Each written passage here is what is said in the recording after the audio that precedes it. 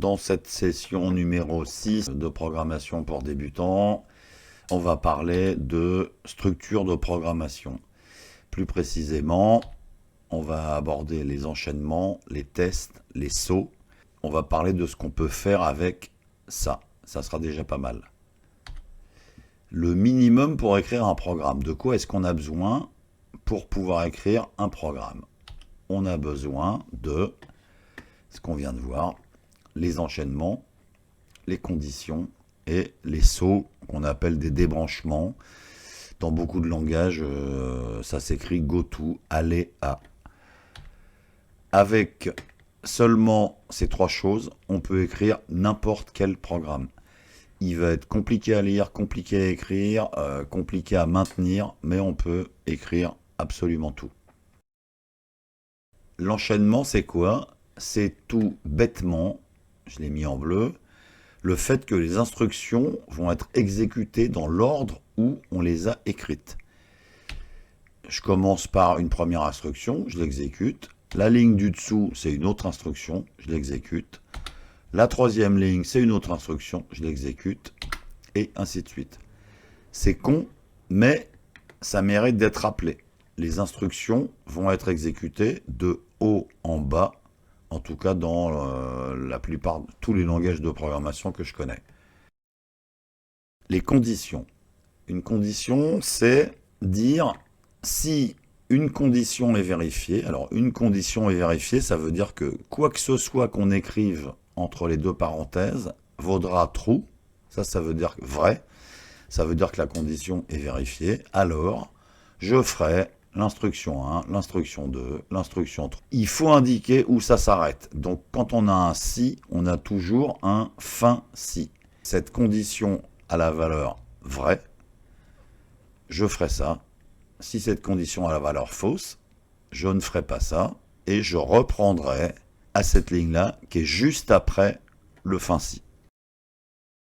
Le débranchement, on viole en fait la règle d'enchaînement qu'on vient de voir. C'est-à-dire qu'on va indiquer où on veut continuer. J'exécute l'instruction 1, on enchaîne. Instruction 2, on enchaîne. Là, j'ai une instruction qui me dit on saute à l'instruction 4.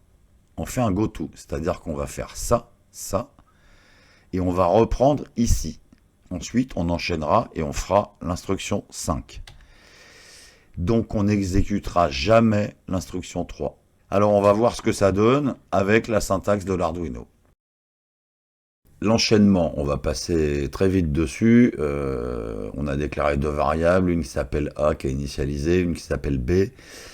L'enchaînement, tout simplement, voilà, première instruction, on dit B vaut A divisé par 3,1, on passe à la suite, après on multiplie B par 3, on passe à la suite et on fait plus 1 dans B. C'est ça l'enchaînement.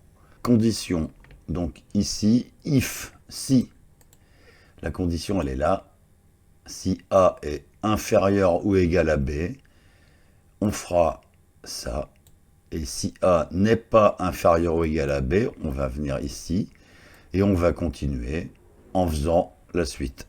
Sur les débranchements, les goto, là on a une suite d'instructions, on dit je fais plus 1 dans A, j'incrémente A, je fais plus 1 dans B, donc j'incrémente B, et là on dit goto, je saute au label qui s'appelle on continue ici.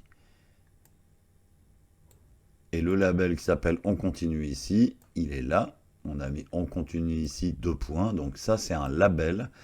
C'est-à-dire que ça revient à donner un nom, en fait, à une ligne du programme.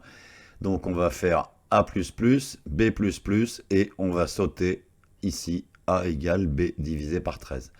Donc, cette ligne-là, B égale A moins 2, on ne l'exécutera jamais.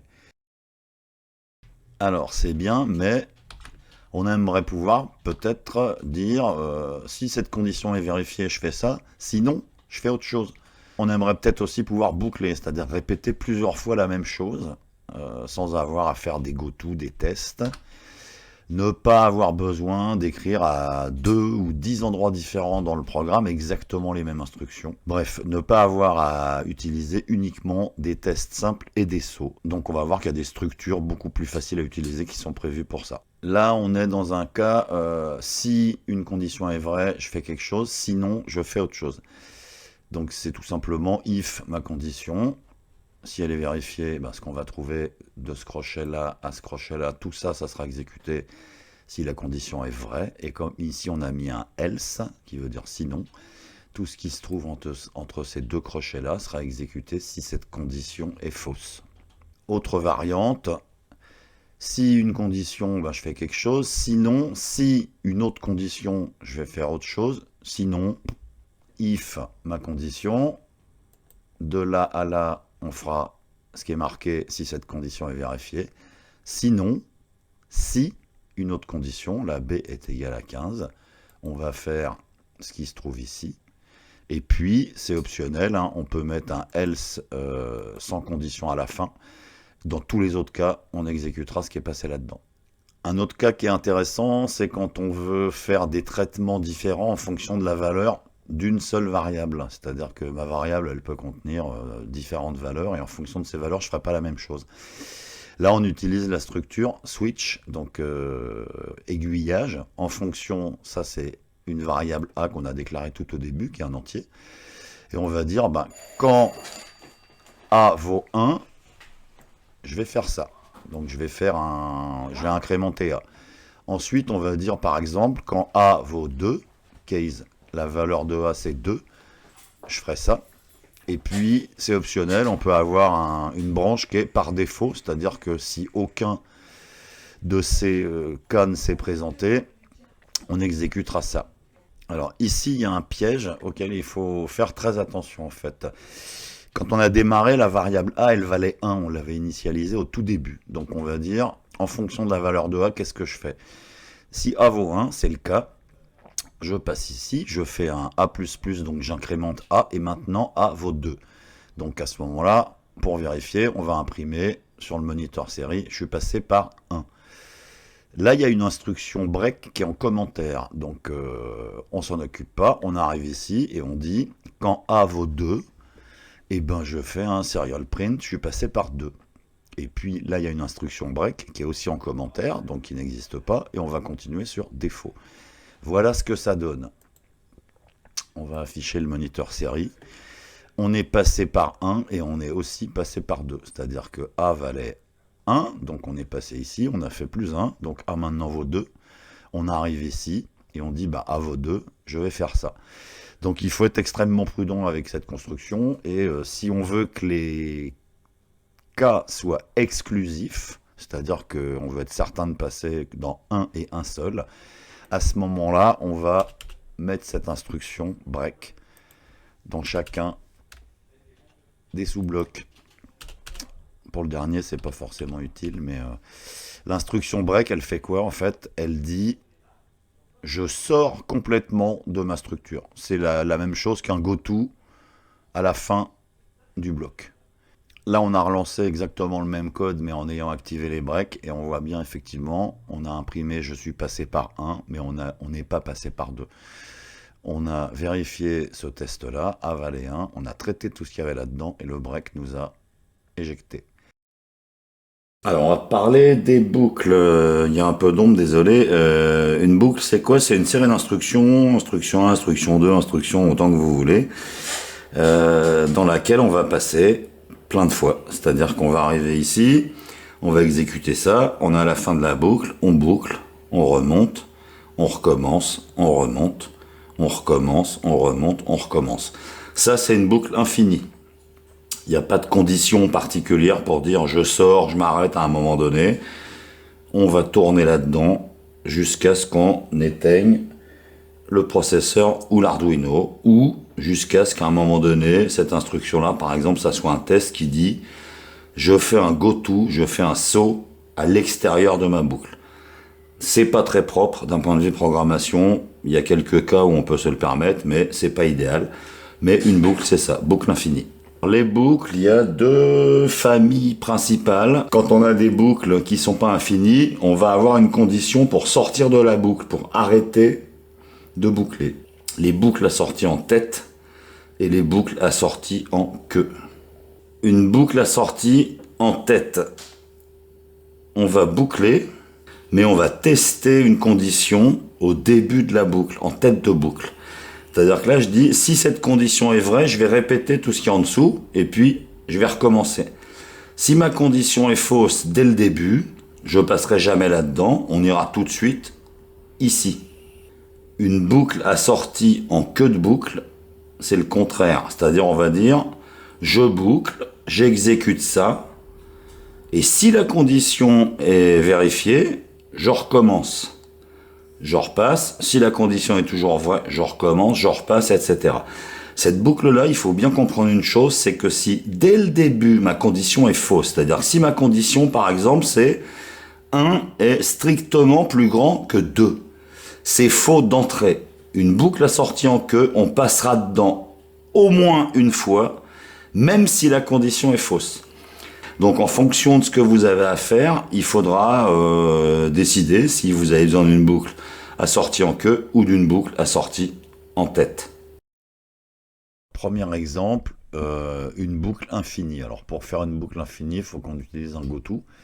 Donc ici j'ai un label que j'ai appelé début boucle. En dessous on va mettre les instructions qu'on veut répéter. Là c'est en commentaire mais peu importe. La 1, la 2, la 3 jusqu'à ce que vous voulez. Et on fait un goto. Début boucle, donc arrivé ici, on va reprendre ici, on refera instruction 1, 2, nanani, go to début boucle, on s'arrêtera jamais.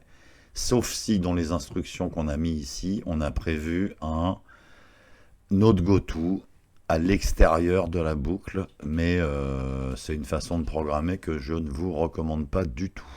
Ensuite, un autre type de boucle, c'est une boucle qui va tourner un certain nombre de fois. C'est-à-dire que ce qui nous intéresse, c'est pas tellement de savoir quelle est la valeur d'une variable globale, d'un capteur, d'un paramètre, mais on se dit, je vais tourner une fois, 2 fois, 3 fois, 10 fois, parce que j'ai 1, 2, 3, 10 capteurs par exemple. Donc là, on va utiliser une structure qui est for. Donc for, ça se lit comment? Ça veut dire pour i. Ici, la variable s'appelle i, elle démarre à 1 et elle est de type entier. Pour i variant de 1 à la condition d'arrêt, c'est tant que i est inférieur ou égal à 10, on va tourner. Et ça, c'est la condition d'incrément, c'est-à-dire c'est ce qui va faire changer la valeur de i à chaque tour. Si la valeur de i ne change pas à chaque tour, on a fait une boucle infinie. Là, la condition d'incrément, c'est de dire je fais i++, donc i prendra plus 1 à chacun des tours. On aurait pu mettre i égale à i plus 2, et au lieu de passer 10 fois, on aurait fait i égale 1, on serait passé à i égale 3, on vérifie, est-ce que c'est plus petit que 10? Oui, i égale 5, etc. Donc là, toutes les instructions qui sont entre ce crochet-là et celui-ci seront répétées 10 fois. Un autre exemple, une boucle assortie en tête. Sortie en tête, c'est tant que la condition est vraie, on boucle. Ça s'écrit while, qui veut dire tant que. La condition, elle est ici. J est strictement inférieur à 200, donc j'ai démarré avec J égale à 0. Et tout ce qui est entre les crochets ici, on va le faire. Alors, bien sûr, il faut que J change à chaque fois qu'on passe dedans, autrement, on fait une boucle infinie. Donc là, je vais passer une fois, J vaut 0, je passe dedans, je fais plus 1, J vaut 1. On remonte, on dit, est-ce que J est plus petit que 200? Oui, J vaut 1, je recommence, J vaut 2, etc., etc., etc. Ici, on est dans le cas d'une boucle assortie en queue, c'est-à-dire qu'on fera le test à la fin de la boucle. Donc ça se lit, on boucle, tant que la condition est vérifiée. Donc on démarre avec K, qui est un entier qui vaut 2, et on dit do, la syntaxe while, les crochets. Tout ce qui est ici, je le ferai en bouclant. Je vais faire instruction 1, l'instruction suivante, patati. J'augmente K de 1, donc mon K qui valait 2, il vaut 3. Tant que K est strictement inférieur à 1. K n'est pas strictement inférieur à 1, 3 c'est plus grand que 1, donc on va continuer. Mais ce qui s'est passé, c'est qu'on est passé dans la boucle au moins une fois. Dès le début, 2, c'est pas plus petit que 1. Mais comme on fait le test en queue de boucle, on est quand même passé, on a fait ça une fois et on dit « Ah, là c'est pas bon, j'arrête ».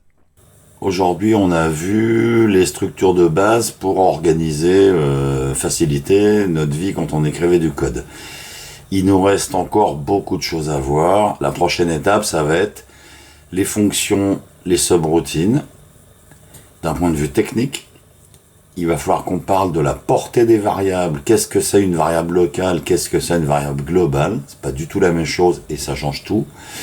Et il faudra aussi qu'on parle un jour de la manière de structurer son code. Alors pas d'un point de vue technique, mais d'un point de vue fonctionnel pour qu'on comprenne ce que fait chaque morceau, que ça soit maintenable et que ça soit plus simple à écrire. À bientôt!